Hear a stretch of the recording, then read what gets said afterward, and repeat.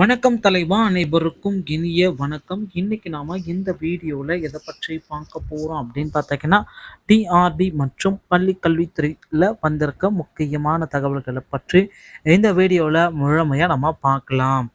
ஆசிரியர் பணி நியமனத்தை குறித்த ஒரு முக்கியமான செய்திகளை இந்த வீடியோவில் நாம் இப்போ பார்க்கலாங்க.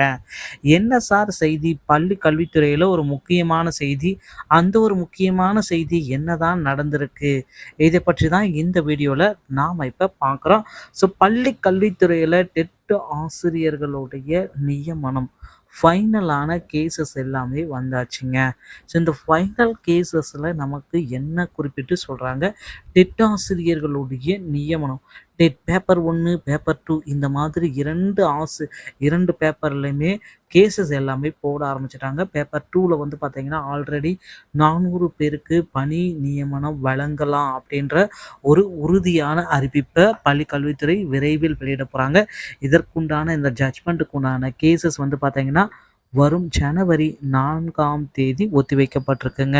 ஸோ ஜனவரி 4ஆம் தேதி இந்த அறிவிப்பு வந்து விட்டால் அடுத்து என்ன நடக்கும் அப்படின்னு நீங்கள் பார்த்தீங்கன்னா, அடுத்து வந்து பார்த்தீங்கன்னா பேப்பர் 1 அந்த மாதிரி இருக்கிறவங்க அனைவருக்கும் மாவட்ட வாரியாக தகுதி பட்டியலில் இருக்கிறவங்களுடைய பட்டியலை எடுத்து அவர்களும் கேசஸ் எல்லாமே ஸ்டார்ட் பண்ணி அவர்களுக்கும் பணி ஆணைகள் வெளியாகுவதற்கு அதிகப்படியான வாய்ப்புகள் இருக்குது.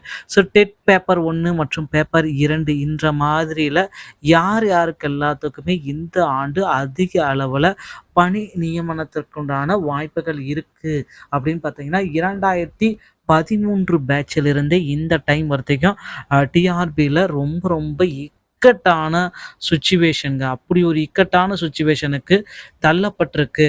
ஸோ அந்த மாதிரி ஒரு இக்கட்டான சுச்சுவேஷனில் டிஆர்பி இருப்பதனால அந்த யூஜி டிஆர்பி மற்றும் நியமன தேர்வு இந்த மாதிரி அடுத்தடுத்த அறிவிப்புகள் எல்லாமே சிறிது காலம் பள்ளி கல்வித்துறையில் தள்ளப்பட்டுதாங்க இருக்குது. ஸோ இதனால் என்ன தான் நடந்தது, இதனால் என்ன பயன்கள், இப்படியெல்லாம் இருக்கிறதுனால ஆசிரியர்கள் தினசரி மன உளைச்சலில் இருக்காங்க. ஸோ இன்றைய வழக்கு நிலவரம் அப்படின்றது தினசரி நீங்கள் கேட்டிருக்கீங்க. ஸோ நியமன தேர்வை எதிர்த்து தடை ஆணை வழக்கு. ஸோ யூஜிடிஆர்பி தேர்வுகள் இதனால் தள்ளி வைப்பதற்கு அதிக அளவில் வாய்ப்புகள் இருக்குது அப்படின்றத நமக்கு குறிப்பிட்டே சொல்லிட்டாங்க. ஸோ யூஜிடிஆர்பி மற்றும் பல்வேறு தேர்வுகளும் ஒத்தி வைக்கப்படுவதற்கு அதிக அளவு வாய்ப்புகள் இருக்குது. ஸோ இந்த தேர்வு ஆணையத்தின் மூலமாக நமக்கு அடுத்தடுத்த அறிவிப்புகள் அனைத்துமே வெளியிட போகிறதா தகவல்கள் வந்துட்டுருக்கு. பிஜிடிஆர்பியோடைய தேர்வு தேதிகளும் விரைவில் வெளியிட போகிறாங்க. அது மட்டுமே கிடையாது, பிஜிடிஆர்பியோடைய வேகன்சிஸ் இந்த ஆண்டு அதிகமாக காணப்படுங்க. டிஆர்பி மற்றும் பள்ளி கல்வித்துறை சொந்தமான செய்திகள் அனைத்தையும் நீங்கள் உடனுக்குடன் பெற நம்ம சேனலோடு இணைந்திருங்கள். நன்றி, வணக்கம், தேங்க்யூ.